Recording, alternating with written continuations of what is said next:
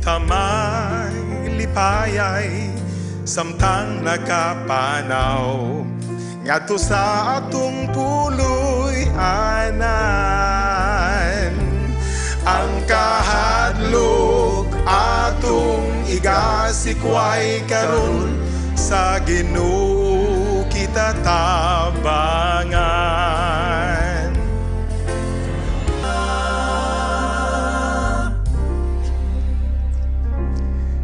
Kita may lipayay samtang nagapanaw ngadto sa atong puloy anan.